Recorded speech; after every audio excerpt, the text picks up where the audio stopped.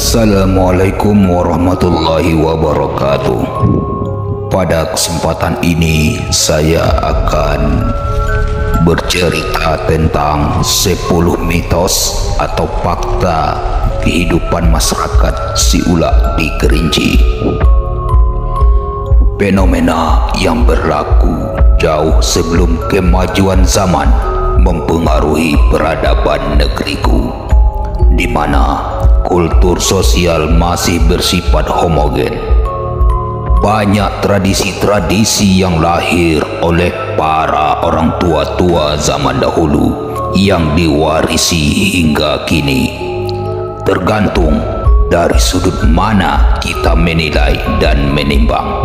Namun, saya tidak berharap pemirsa untuk percaya, karena ini adalah mitos yang ada di tengah masyarakat pada zaman dahulu. Di Kerinci, Provinsi Jambi, khususnya di Siulak, ada beberapa mitos atau fakta di dalam kehidupan yang terjadi pada masa lampau. Di antaranya adalah sebagai berikut. Yang pertama, jika pulang dari daerah lain, apalagi di malam hari, jangan langsung masuk ke rumah, apalagi langsung menghampiri anak istri, terutama bagi yang memiliki istri yang lagi hamil atau anak balita, dikarenakan pasti ada yang mengikuti kita berupa makhluk tak kasat mata. Di Siulak Kerinci disebut dengan dituhudna antu, yang mengakibatkan sang anak balita akan rewel dan menangis sejadi-jadinya bila dekat dengan kita. Ataupun istri yang lagi hamil ditakutkan akan dicuri janinnya, serta jika kita langsung tidur maka akan terledap, yaitu mimpi buruk bertemu atau dikejar makhluk menyeramkan. Sebaiknya sebelum masuk rumah di malam hari, di luar rumah meludah 3 kali dan mengusap kaki dengan sapu, dan duduk sejenak di dalam rumah untuk menghindari terjadinya hal yang disebutkan tadi. Mitos pertama. Yang kedua, ketika mau tidur, bersihkan tangan dan kaki, sebaiknya berwudu. Jangan biarkan nasi menempel di tubuh atau ke bawah tidur. Jika ada sebiji nasi menempel di tubuh dan di bawah tidur, maka di alam mimpi kita akan dikejar oleh harimau. Ini mitos yang kedua. Yang ketiga, seorang lelaki yang memiliki istri yang lagi hamil tidak boleh mengurus jenazah, baik memandikan jenazah maupun menggali kuburan orang mati, karena apabila dilakukan, besar kemungkinan istri atau bayinya akan meninggal dunia sewaktu melahirkan. Ini mitos yang ketiga.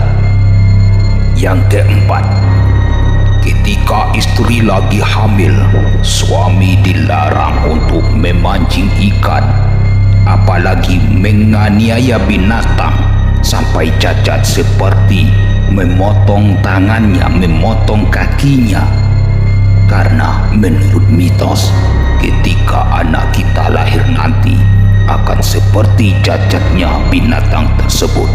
Ini mitos keempat. Yang kelima, orang hamil dilarang keluar rumah di waktu tengah hari, senjakala dan malam hari, karena takut makhluk halus akan mencuri kandungannya. Yang keenam, ketika menebang kayu di hutan atau menggulingkan batu dari atas bukit, harus meneriakkan, "Gila, Nek!" atau menghindarlah leluhurku. Jika tidak, nanti pulang akan sakit atau diikuti oleh makhluk halus. Ini mitos yang keenam.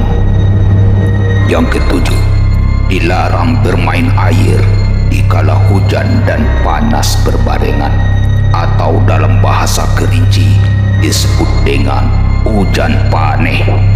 Dikarenakan banyak makhluk halus yang keluar dan akan membuat kita sakit atau tasapo. Ini mitos yang ketujuh.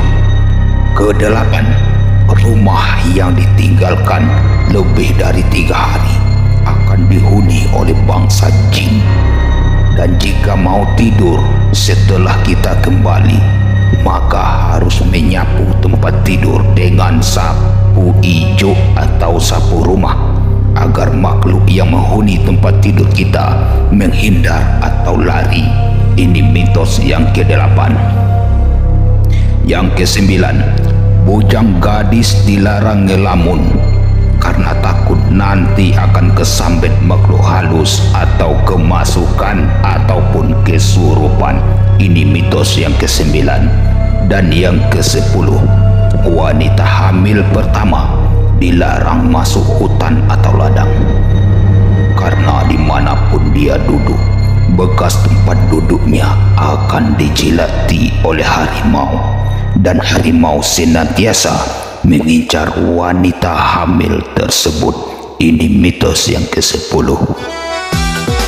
Dan masih banyak lagi mitos-mitos yang bertebaran di tengah masyarakat Siula Kerinci sebelum kemajuan zaman berkembang di sini.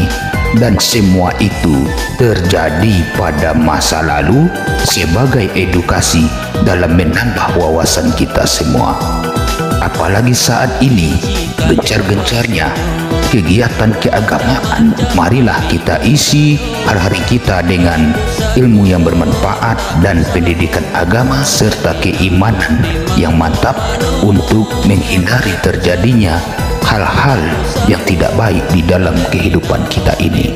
Sekian dan demikian, sampai jumpa. Wassalamualaikum warahmatullahi wabarakatuh.